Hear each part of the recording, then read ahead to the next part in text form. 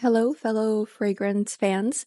I am going to be doing a Dama Bianca quick review and review of some of the alternatives that are available out there. So if that sounds like something you'd like to listen to, go on and keep listening. Dama Bianca is a very beautiful light floral, and I really enjoyed it because of its everyday utility. It is very universally pleasing, has a wonderful vanillic but not overly sweet aroma, and just a touch of a veil of florals. The musk is not offensive nor sharp. Instead, the texture of the powderiness is buttery. So the alternatives are going to be Beautiful Bella by Julianna's Perfumes. And the notes in Julianna's Perfumes are exactly the notes you would find for the original.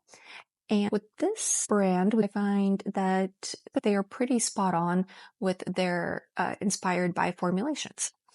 Now, the notes we have here are apricot, lime, Italian iris, and then there's violet, lilac, Egyptian pear, lily of the valley, vanilla, malt, ambrette, white musk, sandalwood, and cedar.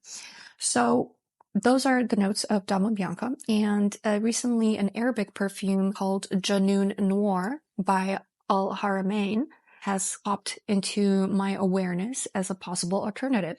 Now, I received the original Dama Bianca from Sense Angel, New Noir from FragranceNet.com. I actually received this from Julianna's Perfumes when they were still doing the boxes of 20 samples for something like $60, and they came in these 2cc samples.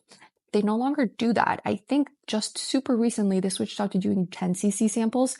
So let's talk about the Sense Angel experience. I love it. I love it. I love it. And I just wish they had more options, and I wish they weren't out of stock on about a third of their perfumes. That is the unfortunate fact.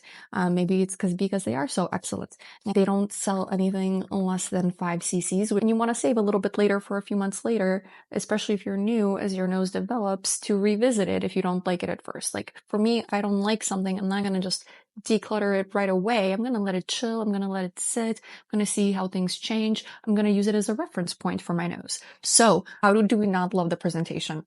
Crystalline, sleek.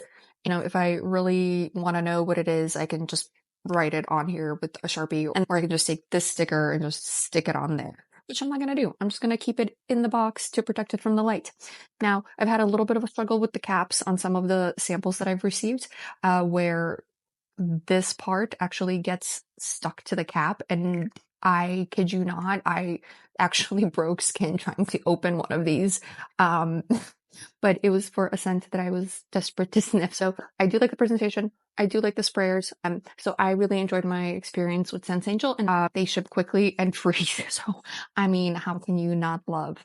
Yeah, the only thing is, like, I wish they were in stock more of their perfumes. Actually, maybe that's not a bad thing that they're out of stock of so many, because I'd be super extra broke. So next is going to be Fragrance Net, and I guess they also go by fragrance.com. So it comes like that, nice labeled. I like that you can see the level on here as well. Great atomizers. Scentbird used to have these atomizers, and I almost kind of miss it because the new atomizers from Scentbird, I'm not gonna lie, the performance is suboptimal, to say the best. These functional fantastic. This I purchased for around $14. This came in, 1 or 2 weeks, whatever. If shipping is a big deal for you, check. But for me, shipping, I can wait. It's perfume. Like, no one's gonna die without, the latest scent for an extra week. So let's get into the scents. I already sprayed these once yesterday, and I really enjoyed them. In summary, they're all very similar scent-wise to my nose. And I'm not a sophisticated perfume expert. I am someone who literally just got rapidly obsessed, like deep rabbit hole, like black hole, just jumped straight down through the dimensions. Oh man, yeah. And they all smell wonderful, and they all smell similar on the blotter and on the skin. All those differences to my nose at this time were about maybe 5% off in terms of variability of florals popping through, the sweetness, and that sort of I think what people describe as powderiness, but to me, it's not like a powderiness. I can see why they call it a powderiness, but to me, it's more like a butter powder. My nose picks it up more as buttery than powdery. So on first spray with the Dama Bianca, get to check out the atomizers as well. Okay, good atomizer,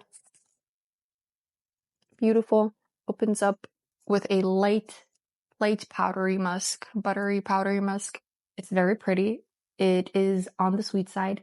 I would say it's on the feminine side due to the florals and the sweetness and the vanilla. It's fantastic. First time when I sprayed Junoon Noir, truly I was like, whoa, okay, what was this supposed to be again? But when I first smelled it, I was like, that is not Dama Bianca. I'm like, that is so powdery and so thick and musky. I'm like, that is not Dama Bianca. And then as it dried down, I realized, oh wait, maybe it is. Because Dama Bianca has a much more bright floral opening. And truly it is more sweet. It is a little bit more syrupy. And like again, the differences I'm talking about is like 5% sweeter, right? So like it's noticeable, but it's minor. The thing that I believe with Junoon Noir is happening is that kind of what you see is what you get, which I can appreciate in a fragrance. I don't get mad at linearity. I can appreciate linearity in a fragrance just as much as I can appreciate a complex evolution going through multiple facets. But there's something to be said for linearity. Like what you see is what you get, you know? And just to give you a context, I don't think any of these are that journey through multiple layers of development kind of fragrances. Like differences again are like about 5%. So I think this has like a 5% brighter opening. And then maybe takes like the original takes maybe like 10 minutes or so to calm down and start getting into the heart notes versus Junoon Noir just gets to the heart. Beautiful Bella. I would say Beautiful Bella perhaps is a tiny bit closer to the original because Junoon Noir doesn't open with that slightly sweeter and fruitier opening. It just goes right into the heart. And I would say that maybe Beautiful Bella is like 1 or 2% a touch sweeter than Dama Bianca even. Yeah. In the opening for sure. Now in the dry down, on the paper, on the skin, they are extremely similar with the exception Junoon Noir lasts a lot longer. I would say Beautiful Bella, when I was smelling it on my skin, lasted pretty much just as long as Dama Bianca. Junoon Noir has the most oomph in terms of density and projection. This does project quite a bit. Beautiful Bella is not bad with projection. Yeah, really gorgeous scents. I literally could not tell you what I'm smelling going back and forth between these right now. Like going back and forth this quick, they all smell literally the same exact way. And you know what's interesting about Junoon Noir? It starts a little bit drier and buttery and powdery, and then interestingly, it comes to meet the others in the middle. It actually sweetens up a little bit because the vanilla starts showing through a little bit. I mean, these are identical twins. And what I mean by identical twins is that they're not 100% identical because even identical twins have differences. They have different fingerprints, they have different personalities, but first impressions on the surface will not tell the difference. You really have to get to know them well to tell the difference. Truly, I can't have a favorite because they're all so similar. It kind of probably depends on what mood I'd be in because of that 5% bigger sweetness with Beautiful Bella. 2 to 5% bigger sweetness. Maybe I would prefer it if I'm in a more sweet mood. But the difference is so minimal. Yeah. Yeah. Yeah, I would say Junoon Noir is a little bit more buttery, powdery, but again, like literally 2%. I have to really, really struggle to find the differences. Let me see if I can close my eyes and see which one I'm gonna pick up. My eyes are closed. I'm just shuffling. Okay, hopefully I don't knock the camera over. Okay, whatever this is, I'm gonna stick it up to my nose. I don't know if you can see what that is. I'm gonna try and see which one it is.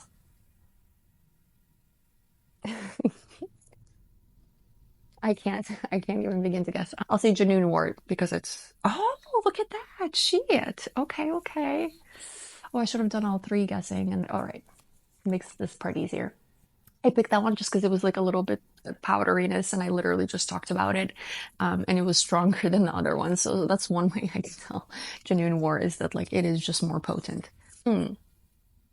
This one is, oh wait, I didn't show you guys whatever this is.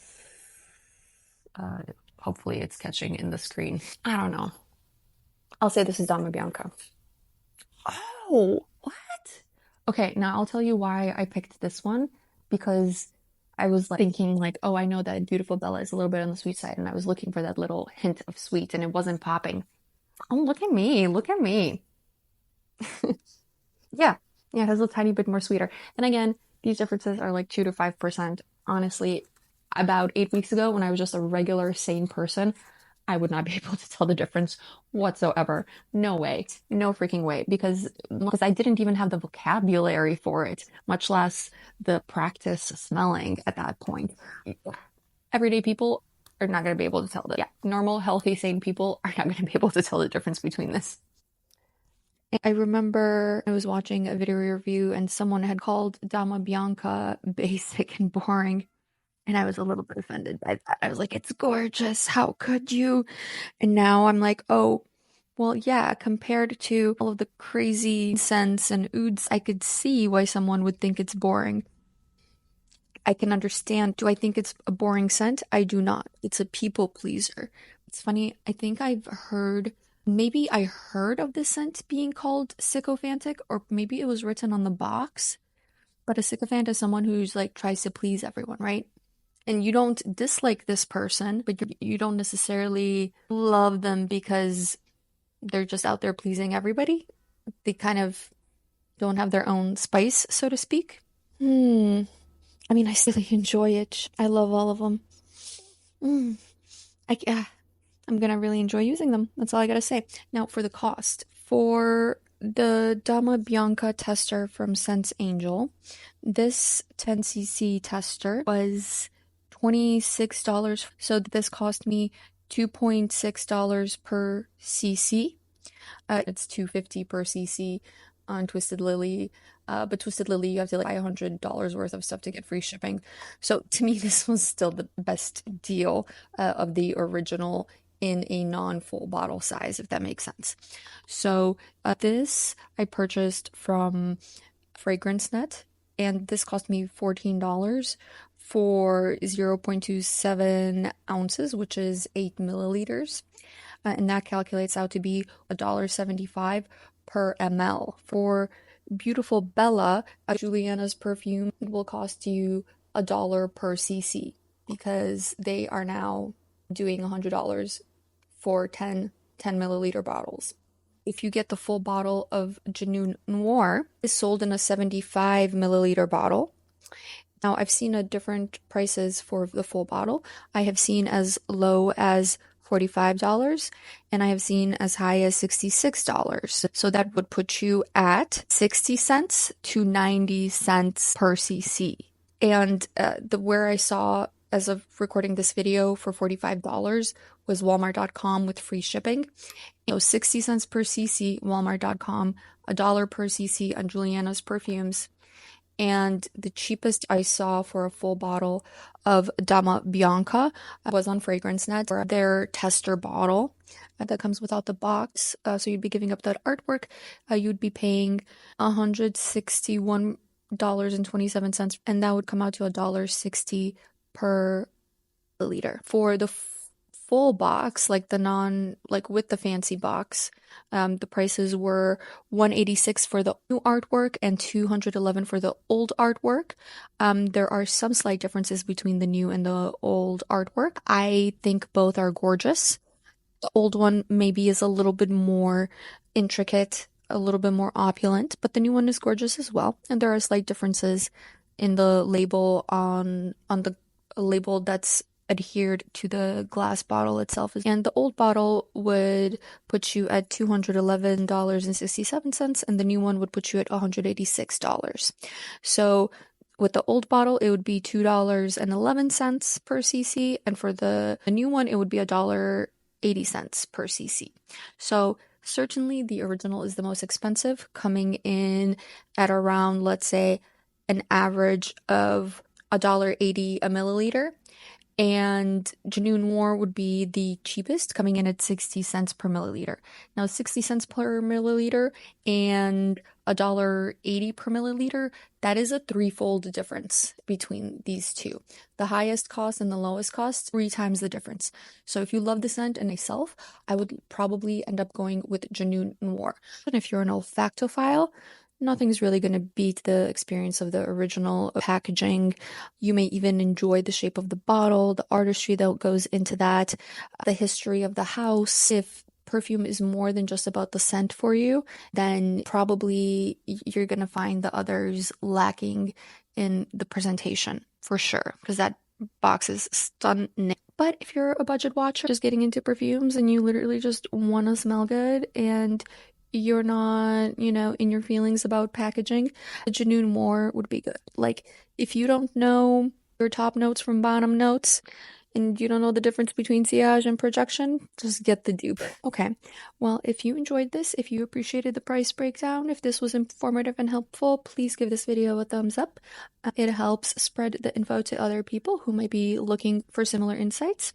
And have a good one. Thank you for stopping by.